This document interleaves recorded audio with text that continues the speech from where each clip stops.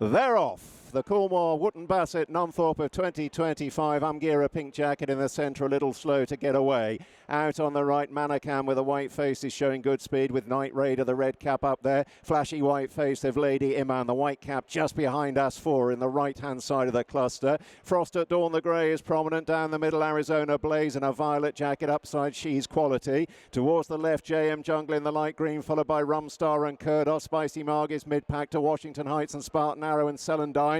Umgira further back with Ain't Nobody and Cedar Darien towards the rear, outpaced. Halfway and beyond in the Nunthorpe. Manakan on the right, Night Raider red cap. Asfoora light blue sleeves coming up between them. Here's Frost at Dawn the grey. JM Jungle in the light green. Lady Iman and then Umgira running on. But it's Asfoora in front deep inside the furlong. Frost at Dawn is chasing hard. Ain't Nobody is flying late. But it's Asfoora's day in the sun as she outsprints them to win the Nunthorpe. Asfoora over Ain't Nobody, Frost at Dawn, Night Raider chasing them in, Rumstar, Saida Darien and JM Jungle.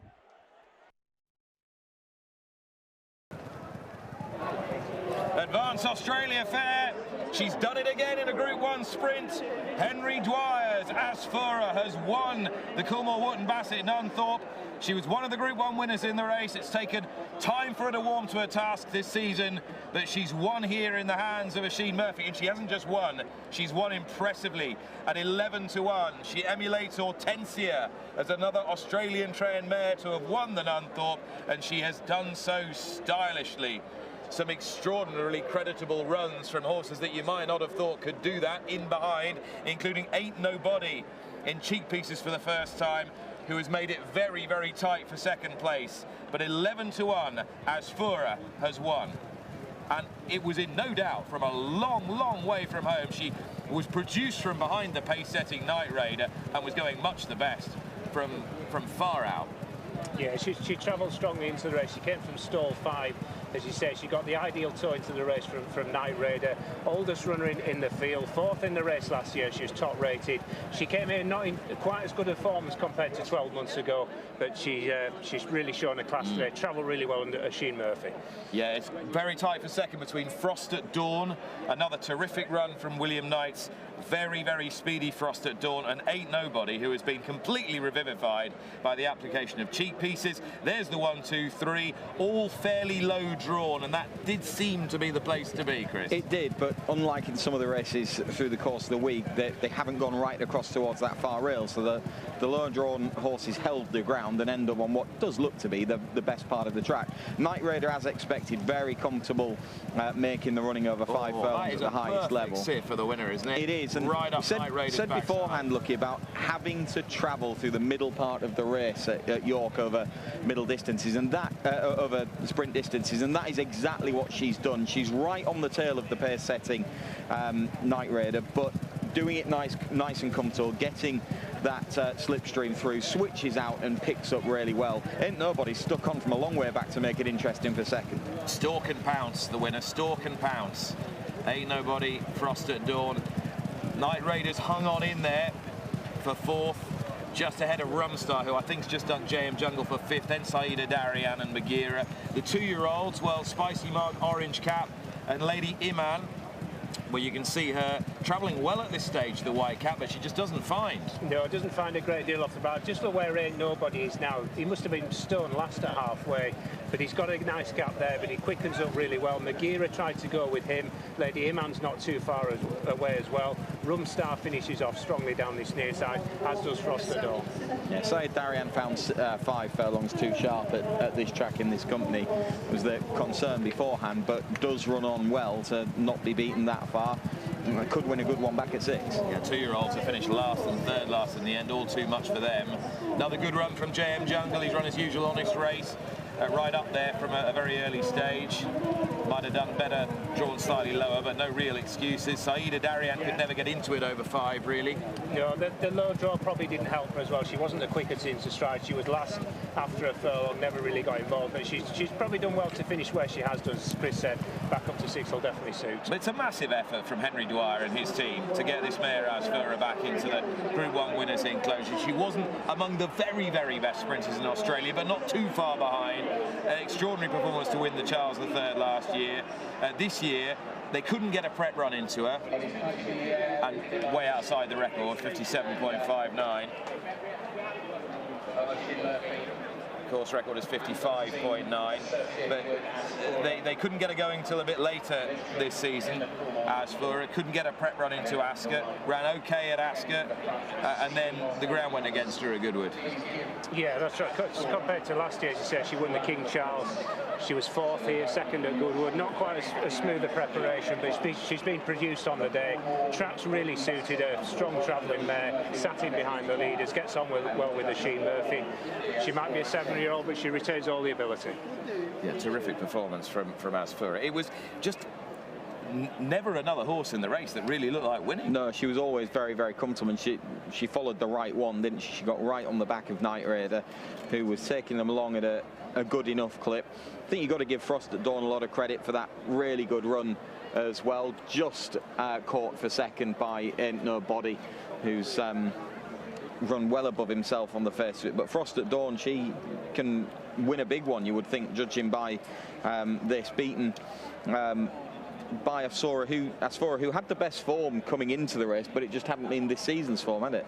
7-year-olds who won the Nunthorpe: Alpha Delphini, Graham Lee, Soul Power, Hortensia, another Australian mare to win the race in the hands of William Buick. Royal Ascot was a 7-year-old. Bohemian Pirate was 9 when he won the race. These sprinters, they can go on and on. And Oisin Murphy, second winner of the week for him here at the Ebor Festival, and a first victory for him in this race, a 4th Group 1 race of the season. Yeah, fillies and mares have got some 1-2 this time around, but they've got some record in the race as well, the likes of Mabs Cross and Marsha. Highfield Princess, Mecca's Angel twice, something like 9 in the last 17, I think. Margot did. Yeah. Loads of them. Hortensia. Yeah. Chanel Ellis is beaming, and you can understand why. She looks after Asfoora. She has been looking after her all the time that she's been over here in Britain. You were here last year with her as well. What a ride this has been, hasn't it? Oh, it's been unreal. Like, to come over the 2nd year in a row with the same horse is, you know, pretty amazing. And for her to win another Group 1 over here, it's just unreal. So I'm very grateful. Yeah. And contrast the 2 seasons. So last year she came over and second start, bang, won at Royal Ascot. What was that like? Last year we had it so easy in a sense that we had so much time over here before going into Ascot. I think we were here for 6 weeks before she ran at Ascot. So she had time to acclimatise, everything else. I was confident going into Ascot. And then, you know, after that, she just got better. You know, she didn't win another race after that, but she ran just as good, I think, as she did at Ascot. This year's been a little bit harder given we were only here 2 weeks before Ascot. She's just taken a little bit longer to come to hand. And, you know, I knew after Goodwood she was going very well. And, yeah, I sort of knew in my heart today that she could probably win. Did you? Oh, well, Henry was very keen to credit you with the training. So you've been looking after her the whole time here? Yeah, so I've been here since she arrived. After Ascot, I went home for 2 weeks, and then I've been back since. So I'm here until she goes home, and I'm just happy to be here. I galloped a Tuesday morning, and I came back and I said to Henry, like, I don't think they're going to beat her. She was just so quick and so full of herself, and, you know, I really, really thought that she could do this today, and I'm just so grateful that she did, and she deserves it more than anything. She's such a tough mare. And I'm just, yeah, so grateful to be a part of it. Yeah, it sounds like you're very emotional. I do understand. Yeah. I mean, you obviously live, you live with this horse. This horse it has been your life for so many, 2 seasons now, but so many weeks 1-to-1. Yeah, I said to Oisin, I said, you know, today could go either way when he hopped on. I said she's either going to be retired or we're going to Ireland. So, you know, either way it was going to be emotional. If she came out, you know, and didn't finish in the top 3, she was going to be finished. So I probably would have been the exact same if that had happened. So it's just, you know, to be away with one horse, I've got such a bond with her. Like, I really, really do love her. Whether she wins or doesn't win, you know, I'm just grateful to be here and be with her. And I love spending time with her. So I'm just grateful to Henry Ackerham, her owner, and all the team back home that are doing the cold mornings and keeping the show rolling. Well, we're grateful that she's here. We're grateful that you're here, and we're really, really pleased for you that she has won another Group 1 over here. Well done. Thank you so much. Thank you. Thank you. It is great to talk again to Henry Dwyer. We've been seeing each other at the races. He's now in the winners' enclosure after the Nunthorpe with Asfoora, the Australian raider. Now, she was 4th in the race last year, and you felt she was a little over the top, but you said you felt she was just beginning to peak. Yeah, we had a busier preparation leading up to it last year, and we thought she was good going into it, but sometimes I don't tell you until after the race, and we just thought she came out a bit flat. But this year we really thought we were on the way up, not the way down, and as it turned out, we didn't make this our target to start with. We wanted to be at Ascot, obviously, but timing-wise and transport-wise, it didn't sort of work out. So we had the run at Goodwood. We were confident there. Then the rain came, and you had to keep a bit of faith because it's all well and good to come over here, but if they're not winning, you sort of feel like a bit of a pickle. But anyway, we thought she was going really well going into the day, and I'm just so proud of the horse. I'm just so pleased for Chanel, who's done all the work with her. So thankful to the owners, Akram Al-Fakr and his family, who have obviously funded the trip and my holiday basically for 2 years, which has been great. And just so thankful to our adopted Newmarket families, the Georges of racing TV fame, and the Eustaces, and the Murphys and the D'Souza's, and we've just basically got a whole new family over here, so it's amazing. It's fantastic to see you. You're a standing dish for us now. She didn't just win that, did she? She was really, really dominant. I'll take your word for it, Lydia. I didn't see the last sort of 200 metres. I was under a scrum. So anyway, just, it's just, we thought she was going well, and it's great for them to prove it, and just very special.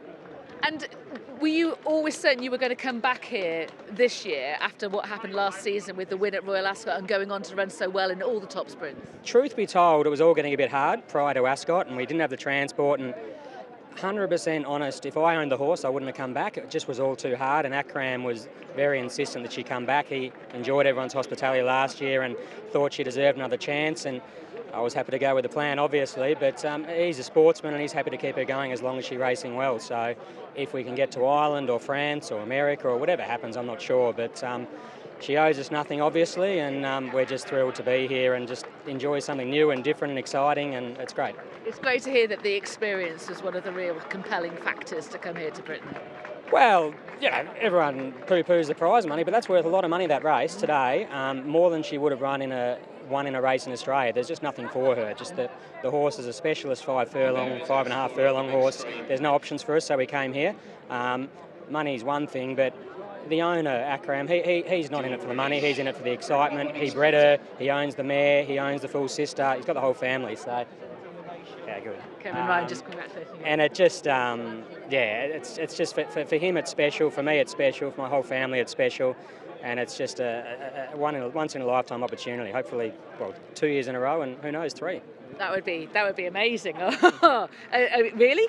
Well, she's been pretty patiently and lightly raced to date. I know if Akram has he'll way he'll race her on, but that'll just depend on how she goes next start and pulls up from this. And if we get to France, we get to France. If we don't, she owes us nothing, so it's great. So Flying 5 potentially, Abbey potentially, Breeders' Cup potentially?